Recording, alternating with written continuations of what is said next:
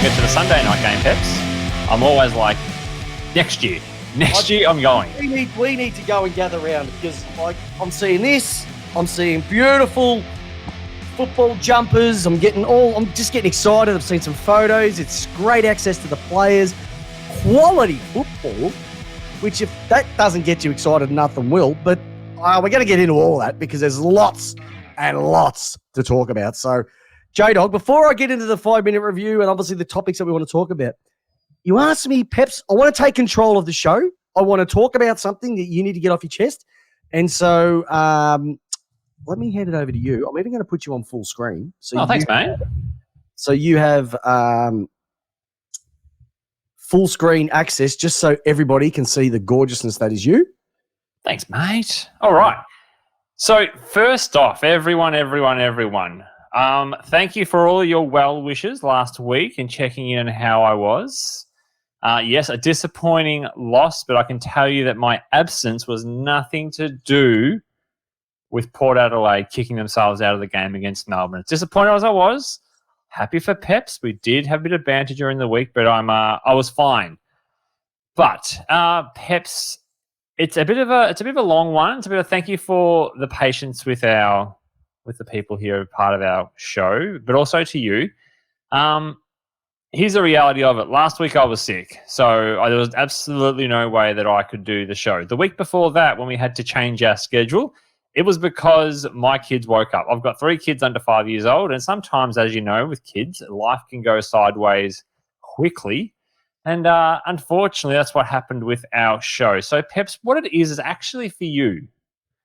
It's an appreciation for being a co-host with the most. I know you say it to me back the other way, but it's back to you because I called you last week at around 3 o'clock after seeing the doctor, and I was like, mate, there is absolutely no way that I could make the show happen or make the show for last week to discuss all the things. I mean, it was Melbourne versus Port. We're going to do a review on it. We had all these show planned, but it couldn't happen. So, Peps, it's an appreciation for what you did last week because running that show by yourself for what you did off little notice and to host a professional show was outstanding. And I know it's our job. We both work in adult learning. It's our job to do things like that. But it was an outstanding piece of work by you, and I'm sure that the listeners all appreciated it. Oh, I appreciate that. Look, I appreciate it. My main concern was you and your health because I know what it's like when there's not feeling well and you have to, sometimes you get home and you're like, got to do this show tonight. But you know who we do it for. We do it for all the people out there. And so for you to say that, thank you very much. That's okay. Yep. Oh. No, it's all right. I've got my 5 minutes here, Peps. Oh, I thought you wanted that was it. Oh, keep going. Sorry. Not at all. Sometimes our schedules change. So if Peps and I send a message out on a Monday saying we're going to move the show, it's because probably it'd be me, not Peps. It'd be me needing the schedule to be changed, not Peps, because Peps is locked in solid. I'm the flaky one when it comes to this sort of stuff. So once again, Peps, thank you for that, and thank you to listeners being part of that. Okay, that's 1 point. 2 point. Point number 3. You may have noticed that the show has changed a little bit this year, and it's round 5. We can talk about it. Peps and I made a decision at the end of last year that we're not going to do what we've been doing for so many years. This is now our 7th season together, and we discussed about what drives us as a podcast and what doesn't drive us as a podcast. And it came down to simply one question. What do we enjoy talking about? And it was, we enjoy talking about football. We don't enjoy talking about 9 games and stats and meters gained and kicks per and defensive percentages. We don't care about that. This year and you've noticed it and we've got your feedback from it all, that we're just talking about footy topics. Just 2 guys chatting about footy topics. So thank you for everyone has engaged with what we have done this year a little bit more than even last year. Our numbers have been good for us. We're not Fox Footy. We're not those channels. Yeah, and for anybody who thought that we were retiring off this, not yet. It's going to take a while. Probably by season 86, we might make $1. We might, but we are definitely not making money off this. We're just two dads with a podcast, and we just like talking about football. So that's what it is this year. If that's not for you in terms of the show and what you come in and want breakdown of individual games and how it all works, there's plenty of podcasts. There's Fox Footy. There's other channels, SEN, to delve in and have your stats to your heart's content. But for us, it's just a footy chat, and that's what this year is for us, and moving forward will be for us. Yep. So, Peps, that's my 3 points. Thank you, everyone, for my 5 minutes. No, thank you. No, that's awesome. Absolutely awesome to hear because I've had a few people ask me, hey, you're doing something a little bit different this year. And it's like, you know what? Yeah, we are doing something a little bit different this year. And the reason why we wanted to do something a little bit different was simply because you can listen to everybody else if you want stats and if you want all that hoity-toity and if you can go to First Crack if you want your stats with Kingy. But there's so many other things that don't get discussed or don't get brought up wholeheartedly. Too much fluff. So we just like to put our beautiful spin on it, and people like it, and people don't. And you know what? That's cool. That's a great thing. You've got choice, bro. And so I appreciate everything. Jdog, he's just an absolute superstar. And yeah, he was crook last week. That's okay. But we are making changes. And we're getting lots of actually positive feedback. I actually want to put a special sort of speech out before we get into the swing of things. One of our listeners last week actually said, Peps, I can't even hear you on the podcast. I use a completely different host. Don't use Spotify. I use Pocket Casts. Send us a message. We got it fixed. So for all the people using the Pocket Cast, I'm thinking, where have we gone? We changed things over. So without that, now you can listen to us. So I know it's been 7 minutes. We normally get into the footy right now, and there's people asking us questions. But we just had to get into it. So awesome stuff. All right. I do actually have a rant that I'm going to go on, and it's based off something that I heard on the Sunday football show. It happened last week, but something that also happened on the Friday as well, Jdog, that I've got to get into. But we're going to talk about that a little bit later on. Okay. Jdog, let's get into it. First and foremost, let's have a look at this ladder because the ladder itself has had a bit of movement over the last 24 hours. All right, GWS on top of the ladder with Melbourne, Sydney, and Carlton. Now, you have to look at this a little bit objectively because Melbourne have played one more game, and so have Sydney. Carlton and GWS are the undefeated teams there. You've got the Geelong Cats, Port Adelaide, Fremantle, and the Western Bulldogs rounding out the 8. Interestingly enough, you've got 5 teams on 16 points, 2 on 12, and you've already got a gap of another 5 teams on 8. St Kilda just out, Gold Coast, Collingwood, Essendon. Then you've got Brisbane getting their first win of the weekend, Richmond, who are very, very stiff. And then you've got Donut City, Adelaide, Hawthorn, North Melbourne, and the Wet Toast Eagles. 0 points. Mind you, they were very, very good on the weekend. And I really hoped that they were going to pinch that, but they just couldn't get over the line on a percentage of 50.5. All right, Jdog, question for you. I'm going to throw this one out to you right away. Looking at that ladder right now, where do you see the movers, the shakers? Do you see anything really happening? How many of those teams do you think are locked into the top 8? How many teams do you think can jump in? Well, I know it's early days, but we've already got a bit of separation. Yeah, great question. Look, sometimes they say, and the simple thing is the ladder doesn't lie. From the footy I'm seeing at the moment, it's kind of telling that story. Like all those teams have looked absolutely rock solid and had their wins and have played great football. Like, there's no one up there I'm thinking it's overinflated for them. I think that's all pretty genuine wins.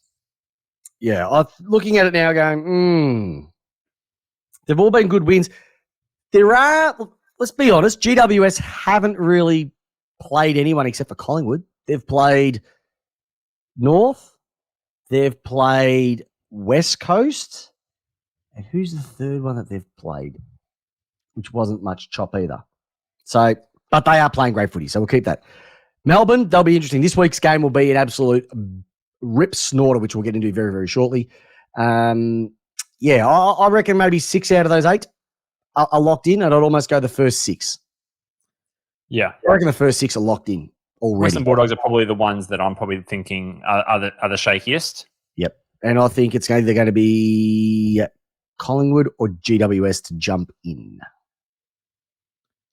Great So question. the rest- Hey, great point to come out already. Have a look at this. How good's our listeners? So open this year. No standout will come down to injuries. That is just perfect. Nailed it. He's nailed it, Mossy. Great work. Great to have you on board again as well. All righty. Jdog, going to hide that. We're going to get rid of that later. Let me get into my 5-minute wrap-up of the footy of the round that was gathered around. It all goes back a couple of days ago, back to the Adelaide game. These played Adelaide Crows. It was a 15-point margin. Melbourne did get away. Adelaide did claw back a little bit in the last quarter. But let's be honest, Melbourne had played 2 games in 5 days. They were cooked, they were stuffed, and they were literally just trying to conserve the win by the end of it. But if they said 2 games against Adelaide teams in 5 days was a club nightmare, they took it as a business trip. Absolutely stunning. You sent me a message. Bailey Fritsch is a freak. He can turn a game in 10 minutes, and he did it again on the weekend. 3 goals in about 12 minutes. Amazing. Judd McVie just throwing in the back line. He had 11 first quarter possessions. Stephen May with buggered up ribs. They're playing good footy at the moment, and I think the thing I like about what the D's are doing, they're not as predictable. So I reckon Andrew McWalter coming in has said, hey, you know what? You guys were pretty easy to play against. We knew what you were going to be doing. They're switching the ball. They're doing lots of things. It's really awesome to watch. So the D's, Adelaide are in massive trouble. Everybody knows that. No Tex, no Adelaide. That's really what it comes down to. Yeah, they got dramas, and I don't know how it's going to get better, and if it's going to get better in the next couple of weeks. All right, the Friday game, Brisbane versus North Melbourne. Didn't see much of this game because I was out at Groundhog Day, the musical with the family. I would strongly recommend it, everybody. If you haven't had a chance and you live in Melbourne, go watch it. Absolutely sensational. I think it was just basically 1 quarter of football that blew them away. North don't have a back line. So as soon as you get it past halfway, they're going to be in trouble. That's what happened. Cameron came back. Danaher hit kick 5. Hipwood kick 4. It was pretty much a training run to the point that they even put Neil onto the bench by the end of it. Like, it was just that easy for them. So I'm not going to spend too much time on that. North, we know what they are. We know what we're going to expect. They just don't have the firepower down back. This is the game I'm going to throw over to you, big fella, because Port Adelaide at the same time defeated the Essendon Edge. Now, I talked about Bailey Fritsch being able to turn a game around. Connor Rosie, he's built like a stick, but geez, when he swings that stick, he clobbers people over the head. How good was he on Friday night? Oh, it's just a midfield. I mean, it almost justifies why Port went so heavily to get Horn Francis. Like that trio is just going to be exciting for the next 10 years. Like Rosie, Butters, and Horn Francis. Chuck in Willem Drew, chuck in quite a few of our other young mids. It's exciting as a Port supporter. I'm bloody excited by it. I love Horn Francis. Long socks. Like, has the socks up. Like, I love it. Him and Touk Miller just love just a sock up action. But you're right. They're just a young, hard trio. And the week before, when it was Viney, Petrarca, Oliver, you would have loved to have had, instead of Boak, had Horn Francis in there and just seeing the dogs go at it. Soldo's been great for you coming in. Radicalia's been great for you as well too. There's still some issues with your forward line. Dixon's not playing super well, but a game like that, like, we're gonna talk up about a topic in a moment about 2 particular teams and who has been most disappointing out of the 2.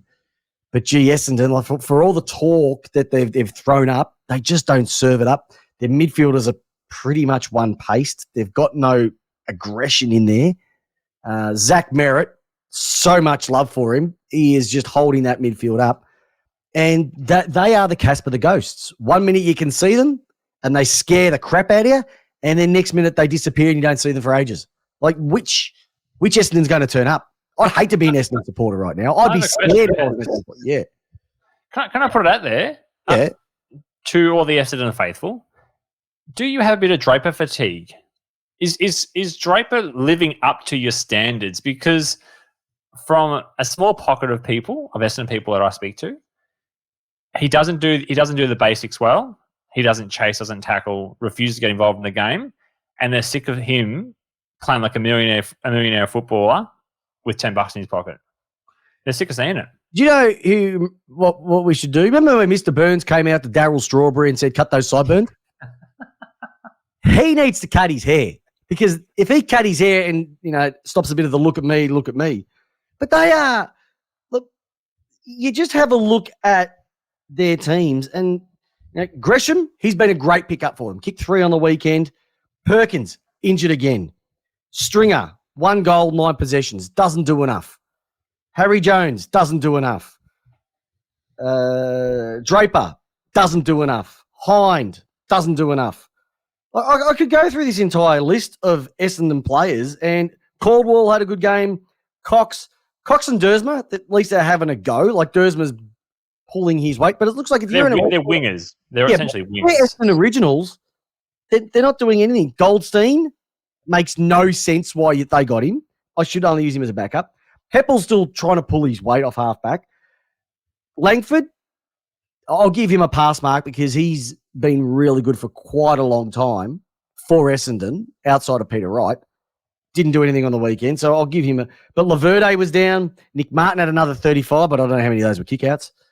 Andy McGrath, 16. Somebody said, is Andy McGrath the worst number 1 draft pick in the last 10 years, 10, 15 years?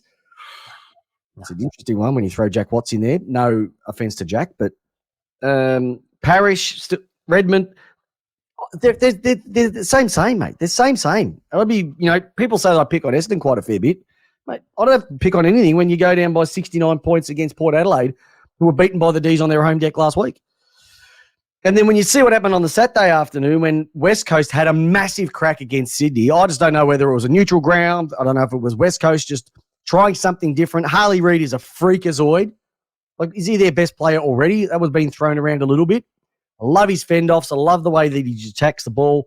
But Sydney literally just got the job done. And I reckon if West Coast had probably 4 more guns in that team, they may have had a chance of beating them. But I just think that talent-wise, they just didn't have enough to get across the park. And Isaac Heaney, look, that's the one I'm going to go to, is having a career best season, leading the Brownlow. He is just amazing. And it's the same names again, Jdog. Goulden, Blakey, Chad Warner, McInerney. Awesomeness. Grundy. It was good to have a nice close game, but yeah. This was the controversial game. Everybody knows what happened, so we're not going to go what happened in terms of why the free kick was paid and all that sort of jazz. But Fremantle, Carlton, what an absolute belter of a game. Pissed off that Freo didn't win it because they should have won it and they stole defeat from the jaws of victory. Don't get me started on this touched kick and all that sort of jazz. You win a game over 120 minutes. Means you have to win it over 120 minutes, not 117 minutes. You got to take it all the way to the end, and they made some mistakes at the end.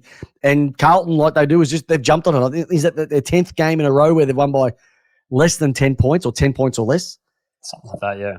Yep. So eventually, that has to stop. We saw it's happened a little bit with Collingwood, but bank those wins.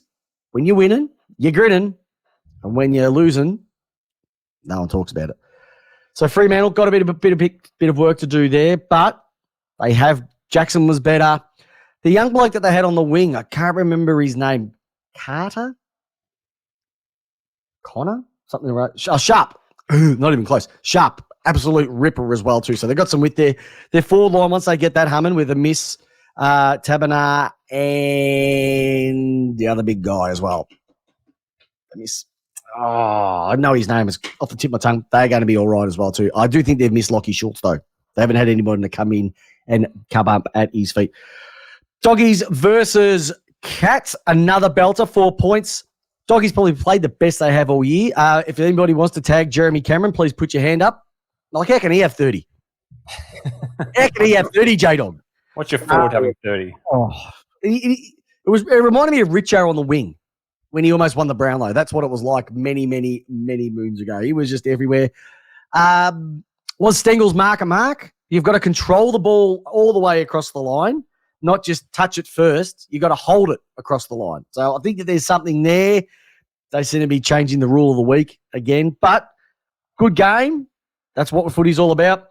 Suns and GWS set the record for the most first-round draft picks to ever play a game together on the one park. I think there was 42 first-rounders in that game playing on the weekend.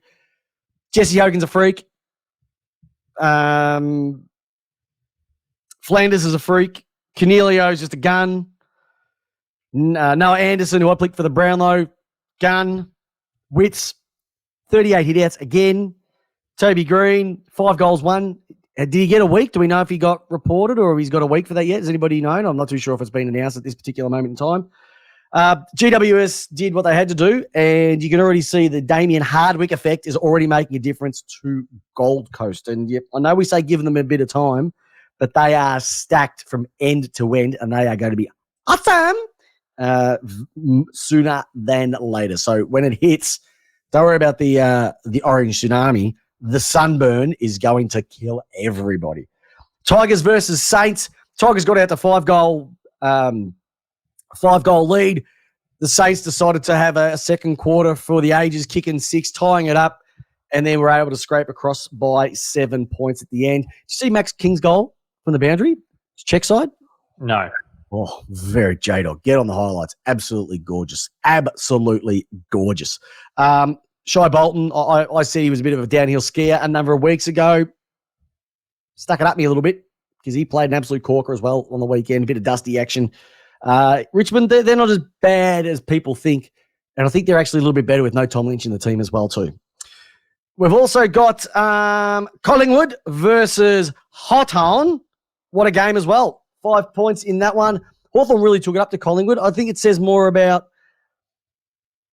Hawthorn having a crack. Hardwick down forward, like he kicked bags of goals in the NAB League, Coates League. They put him down, kicked 4 in 10 minutes. That was a shift of the game. That was a shift of the game, and maybe something that they've got to have to do as well.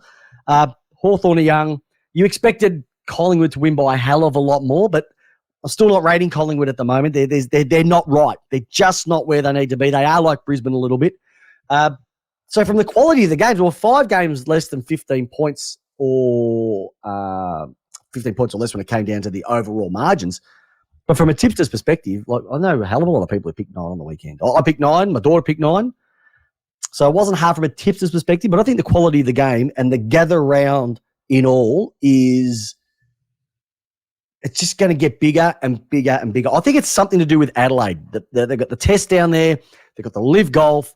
Now they've got gather round. You can't take gather round has to stay in Adelaide, cannot go anywhere else. I know we've spoken about it before, but Adelaide they just do it better than anybody else. And thumbs up to them for an absolutely brilliant weekend. And that is my gather round roundup. Love it. Good work, Peps. Thanks, buddy. So what caught your eye? Anything over the weekend that made you go, oh yeah, it's a little bit exciting, or? I'm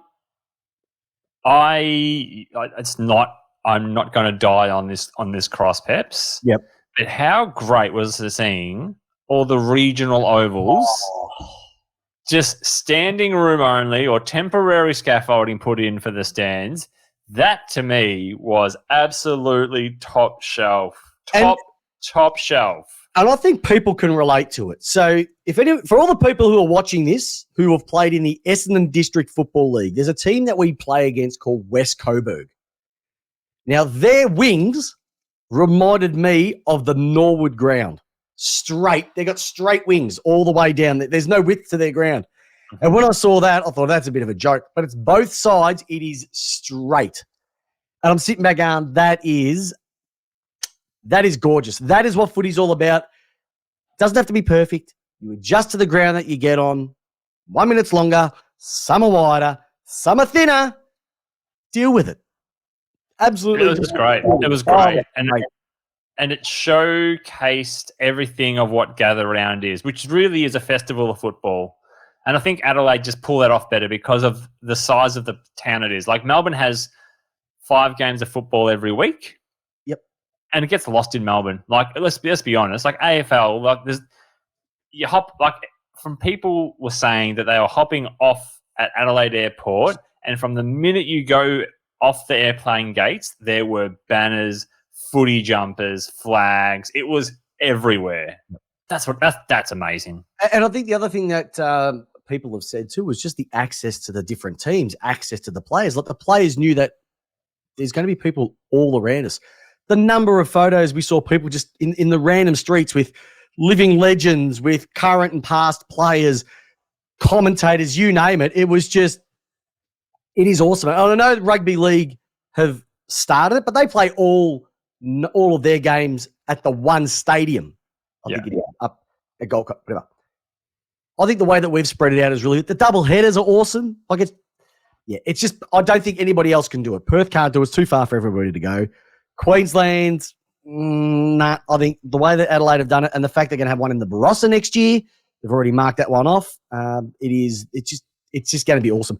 Well done. And I reckon 2025, we should make a conscious effort to go over. That would be awesome. Now, one thing I did have to ask you about is you've got a football sitting behind you right now. I do. I don't know if you can grab it. Yeah. Right now. We haven't seen that before, and it's caught my eye, besides the fact that you're sponsored by the Melbourne Cricket Club now. What is it? And, give us the heads up. All right. I'll go get it. Jamie's just going over to grab the football for everybody who's listening to this on the podcast. It's in a Perspex. It's in a Perspex case. He's just put it back on the desk, and now he's putting on the headphones to explain. So it is for those people who are just listening to us. It is in a case. It's a bit dirty. I'm sorry about that, but it is an official AFL Finals football. Yep. I can give you the pedigree. I can't tell you how I got it because that might be breaking some rules. Other than to say that I acquired this football. It wasn't from Ricky Nixon, I hope. It wasn't from Ricky Nixon, and it wasn't from P. Diddy. I just want to clear that. Didn't get it from P. Diddy, in return of other things? So it is a 2013 Finals football. It is an original football, and I can tell you the exact game of where this ball came from. So I'll set the scene. It was the Collingwood versus Port Adelaide Elimination Final MCG Saturday night in 2013. This football, from the stories that I have been told, was kicked out on the member side wing by Chad Wingard, and it bounced its way down to the steps where a person known to me happened to get hit on the back of the leg, and all of a sudden the ball just jumped up under the jacket. Now, that ball has then made its way out of the ground. Yep. And has sat in said person's collection for a while. And finally, I have the 2013 game football from the Port Adelaide win against Collingwood Magpies in the elimination. We need to get that footy and get the footage of the ball going out just for the certificate of authenticity. You can Google it. It's when Chad Wingard literally scooted from his kick down the boundary, and it just made its way down near the toilets, and it happened to just find itself under a jacket. Under a jacket. Just as all footballs usually do. Under a jacket or in an esky, especially if you're hanging out the back of Windy Hill when they used to put them over the back of the fence. Probably at the Adelaide Oval as well too. Run and gun. Hey, side note to that. In the baseball, so the Major League Baseball, you can buy baseballs, like used balls, and when you open it, it has a QR code on it. Mm-hmm. And then you can scan that QR code and it shows you the pictures that ball was used. It's not about a money spinner, considering it's not about a money spinner. 4,000 balls in a game. Oh, I don't know. So when they use balls and they get scuffed or fouled or whatever, you're able to then just scan it and go with it too. So, rightio, Jdog, I have a question for you, and this came up after watching the footy on the weekend. Mm-hmm. We spoke a little bit about this team earlier on, but Jdog, who would you rather be right now? Would you rather be Hawthorn or would you rather be Essendon? One's had no wins, one's had two. Who would you rather be? Viewers, listeners, who would you rather be right now? Would you rather be Essendon or would you rather be Hawthorn? Like, subscribe, ring the bell. I would probably be. I would rather be Hawthorn right now because I feel like there are some very, very, very pissed off Essendon supporters and have been pissed off for a very long time, seeing, as you identified earlier, the same from the football club, and all it is just talk and nothing changes. At Hawthorn, we're starting to see they're having more wins this on track. Hopefully this season doesn't seem good so far, but they've been in games, but there was an improvement last year. I think we can see the improvements across Hawthorn. Essendon, it just looks like everyone has become one-paced, and I can't believe it's 2024 and we're still talking about soft tissue injuries for Essendon again. The interesting thing out of this, Jdog, is when I look at it and you look from a statistical perspective, they are quite similar in the way that they're rolling things out. But, I watch Hawthorn and what they did on the weekend. Mind you, they lost. They haven't won a game. But you can see there is a game style there. The week when they played Melbourne, I think the week before, they were really bad. Like they were just choppy all the way around. Mossy's come out with a bit of just merge them. You reckon just merge the both? I don't think Hawthorn would take Essendon on, to be honest. But I don't know what, with no Peter Wright, it makes it a massive difference. I don't know. They have so many. It can't be all one difference on an important player. Like, okay, who's their most damaging midfielder? That's the problem. There is none. They don't have any. You'd have to say merit. But like you're talking about stats the other day, and I think was it Hind? You said had 33 possessions. Martin had 33. Sorry. Once again, not damaging. He's the most undamaging AFL footballer out there almost. So Merritt had 36. Martin had 35. Dersma had 26. Heppel had 25. Caldwell had 24. Parrish had 21. And then Kelly had 20 and everybody else had under that. Watch it. Next time your team plays Essendon, watch Martin. You'd swear to God he's touched the ball 4 times, not 35. Well, you get a possession for kicking it out of full back these days, Jdog. We've had this conversation previously. And do you know the amount of punch-ons I had with people on the Facebooks about all of that and relating to whether it should be or it shouldn't be a possession? I can imagine. It's not a possession. Anyway, but they're so stagnant. And when you have a look at just the statistics behind it, and I know we're not a statistical sort of analysis side of things, but from a disposals perspective, they are outranking. But they're having, you look at Essendon and you think Hawthorn, rebuild, etc. Hawthorn are 1 scoring shot less a game. They're 2 tackles less per game. They're having more hit-outs.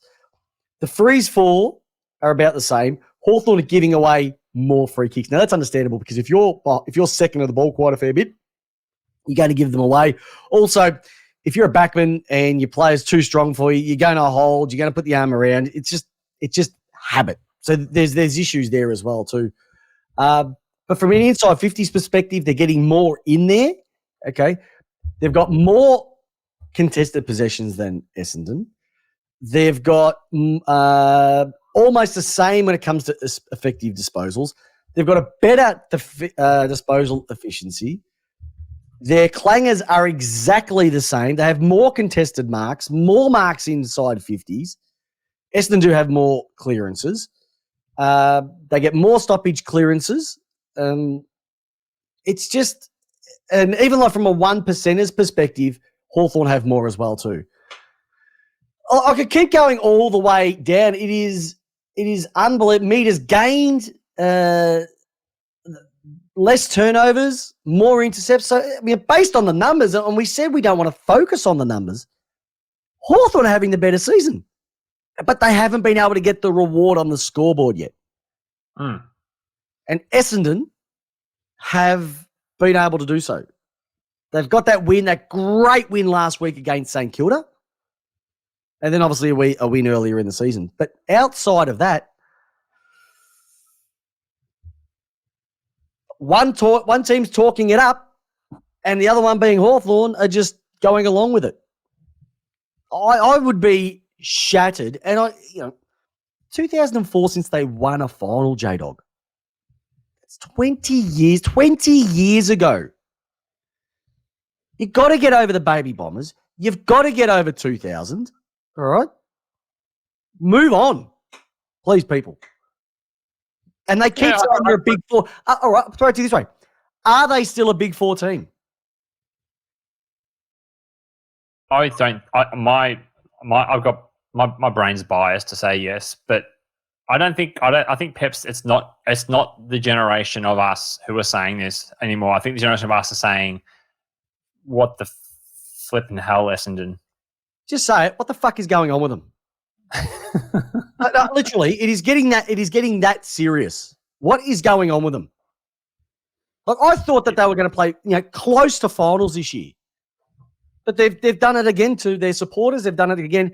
Too many injuries. Too predictable. Stringer in one week, out for 4.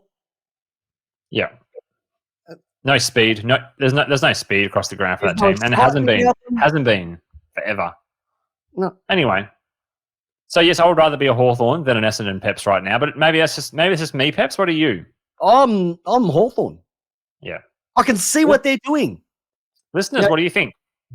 Ginnivan, like, for all the critical he gets, he's actually a very smart, a very good footballer.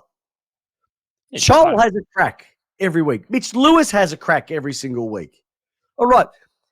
Sicily has his brain farts with Sam Frost. Like, they're the brain fart brothers. But they're still good. They've got Newcomb in the middle. They've got Warple getting back to what he was. Got to remember, Will Day's not there. I'm looking, they've got Newcomb running through the middle as well. We spoke about Hardwick at the start. Like, there's so much upside, and I don't see who's the player you look at Essendon and go, oh, I'm excited to see where his development's going. Yeah. Yeah. And they played round one. They played round one. Sorry, they did. Essendon won that one. But it wasn't by much, I don't think. But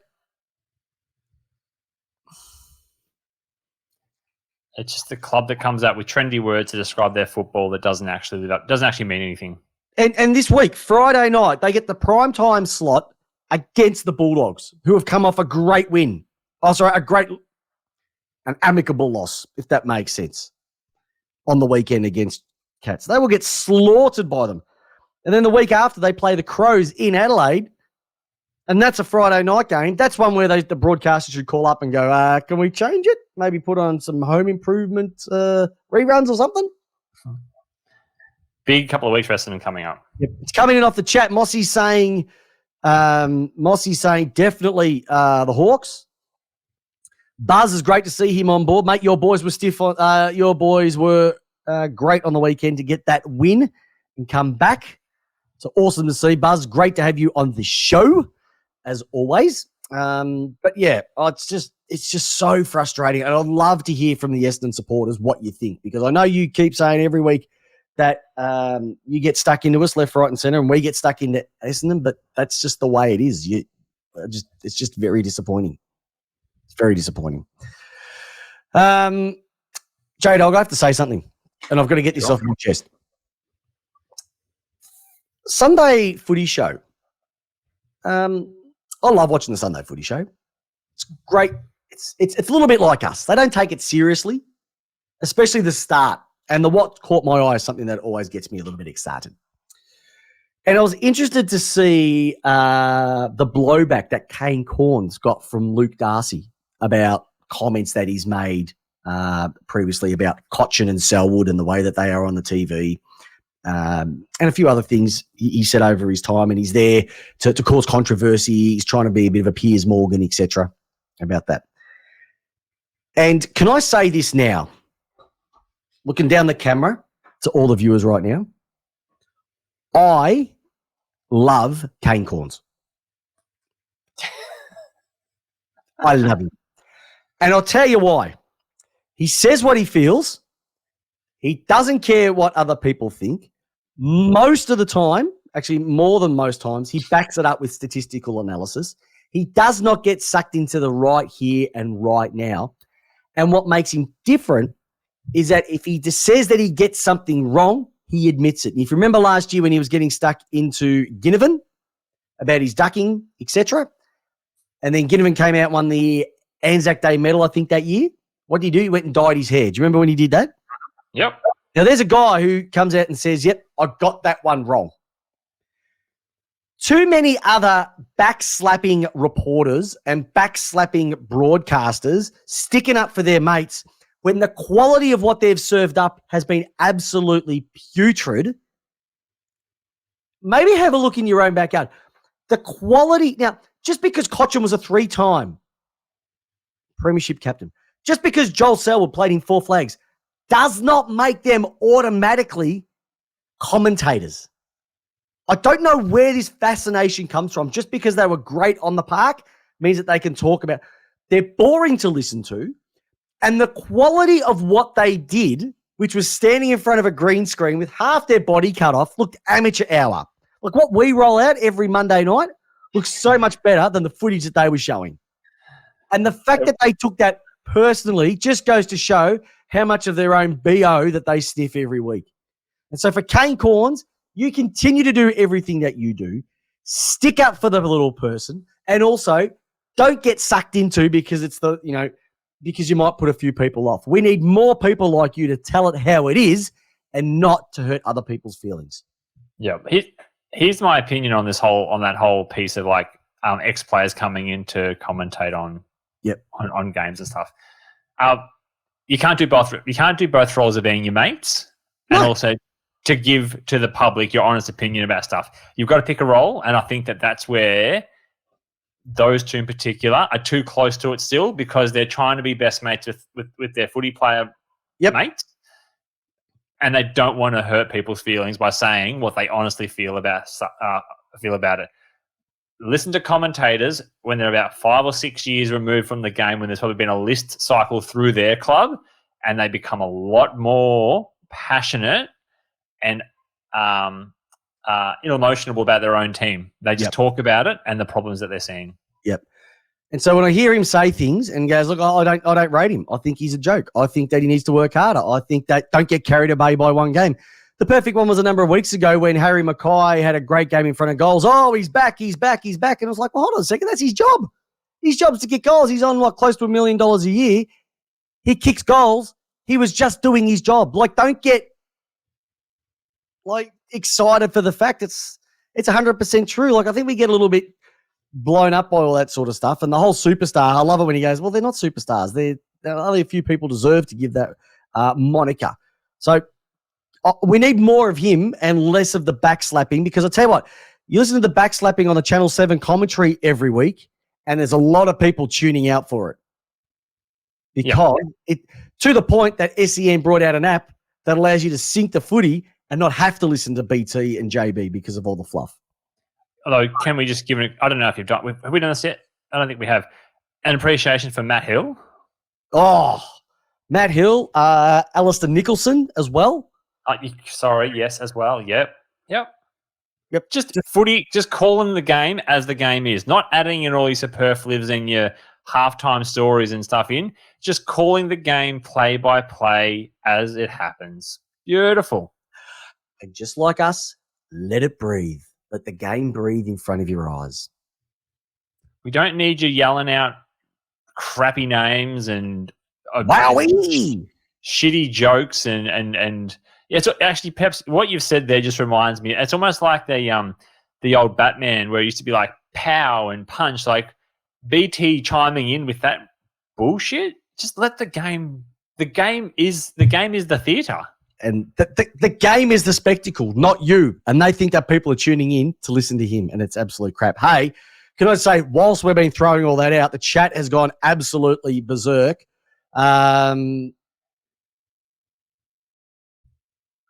People are concerned. Rambo Kafari's concerned Friday night that the Dogs will tear them apart, and they don't deserve Friday night games. And Rambo is a massive, massive Essendon man. Buzz has basically said that he'd back me in a fight against Corns. Well, no doubt, because I've got a sexy mo. Rambo, again, we don't have anyone big enough to stop the Bont in the midfield, back in for 3 votes this week. Well, someone's definitely going to get it. Cornsey, he's got plenty of things wrong, and he will continue to do so. Yeah, probably he will buzz, but that's okay. He's allowed to make things. He's allowed to get things wrong. We've got also another one that's come through is Corns was a tagger, same as his commentary. Yeah, I like that. And Buzz again, racing, love my Matty Hill. Yep, a lot of love coming through for Matty Hill as well too. But yeah, that was my main thing that I heard on the weekend, and I'm like, nah, we've got to stop that. We've got to stop it because he's the only one adding some viability and some love to what people are listening to. All right, Jdog. Yes. Games coming up this weekend. Like, can I just talk about the one thing we had one more on the show? Yep. Can we just stop with AFL boxing matches? Can we just stop with them? This came up last week, and the whole gather around football and grudge matches and stuff like that. It just feels so antiquated and so, I'm going to say it, just shit. It's just boring. Like, did you get any buzz from it at all? Any excitement from it? Really? I didn't get any buzz from it. No, I didn't get any buzz from it, but I thought it was, no harm. No harm. It's going to go again next year. 60-year-old blokes hammering at each other, and then I saw the highlights from the Kane Corns and Nathan's fight. They just look like two people who should be a lot better at boxing. Having not Cornsey, no, not Cornsey, but they were both bad. Got paid probably 6 figures to do that, to lose weight, throw punches for 8 minutes. I thought Nathan Brown was a good boxer. Apparently not. Definitely not. Well, Cornsey had no defense. Like, it was just everything went through him. But no. It would have been like Damien Barrett on Luke Beveridge or Chris Scott. But it just feels like something from the 90s that just needs to live in the 90s. I think goes all right. We're trying to cash in on the Jake Paul and Tyson stuff, maybe. But I just feel like it was just no one asked for it, and if it didn't happen, no one would care. Logan Paul did win the United States title at WrestleMania Night 2 today. So I did see that. Yeah, great stuff. Great main event too. Have a look at that. Anyway, so I just think boxing matches now these days. I just feel like it's a bit of it's a farce. It's a farce. Rightio. So this looks like it's going to be the last round before Melbourne have their bye next week, which means that after next week we're going to be even Stevens, all teams playing 5 games. But this week, round 5, it's all kicking off. Jdog, games I'm looking forward to. Thursday night, Melbourne versus the Lions. If Melbourne are the real deal, they have to take care of the Lions this week. You cannot give them a sniff. For every game that they lose in Brisbane, they have to lose another one in Melbourne. We cannot give them a chance to get a home final. Melbourne have to do the right thing by the other 16 clubs in the league to knock them off. That is going to be a corker. I would love to say something here. Yep. I don't know if it's just you, but it feels like to me Melbourne still has something to prove. I feel like people aren't taking Melbourne seriously. Yep, I'm happy for that. Do you feel that? Yep, I'm happy for it. Okay, all right. I just think I'm with you. I think they have to win this game, but there's no reason why they have to win this game because the Lions are 13th, Melbourne are 2nd, and yet it feels like a must-win game for Melbourne still. Yeah, I think it's just a must-win game because people still don't believe, even though what they've done over the last X amount of weeks. It doesn't matter because, you could be 2nd or 3rd and doesn't really matter unless you're one of the top 4. Essendon, Western Bulldogs, that'll be a corker. I'm really scared for Essendon, but this could surprise us and they win by 5 goals. And you can just sit back and go, where's that gone? GWS Saints, go with GWS, but that's just because it's home. Carlton versus Adelaide, that writes its own. Gold Coast versus Hawks. This will be a good game. Adelaide, no, this will be a good game. Port Adelaide, your mob versus Freo, big dog. At home. Someone's going to come out of this the real deal. Yeah. That's what it's going to be. Who's going to be the real deal? I have more faith in your mob when it comes to that one. Yeah. Cats North. And there is the potential for West Coast to get their first win against Richmond. If they serve up what they did last week, they are a massive chance to win that against Richmond. Harley Reid's just he's hitting all the spots for me at the moment. Just got rid of that hair and had a man haircut, not that boy haircut. Oh, he could date my He's daughter. still a bit marshmallowy as a puffy 18-year-old, but he's just he's like his first year Horns Francis like. Wait till his third year Horns Francis like. Yeah, well, chiseled. But mate, lots to stay tuned for. So, ladies and gentlemen, boys and girls, everybody who's tuned in, thank you very much who's tuned into the podcast. If you watch us on YouTube, watch us on Twitch, watch us on Facebook, watch us on Twitter. Thank you very much. Make sure to like, subscribe, ring the bell, everybody. Yep. And also, Harley Reid had 11 broken tackles. Next best in the league is tracking to go with 9. He is a bull, Joe Michael. He is a bull. A little bit like yourself, Mr. Michael, an absolute gun. And he's already their best player. But that means that we come back next week for round 5 of footy. Peps, Jdog, my great man, thank you for tuning in once again. And more importantly, to everybody out there, I hope your team wins. Jdog, how do you want your footy? I want to lace out. Have a great week, listeners. Go Teams. See you, listeners.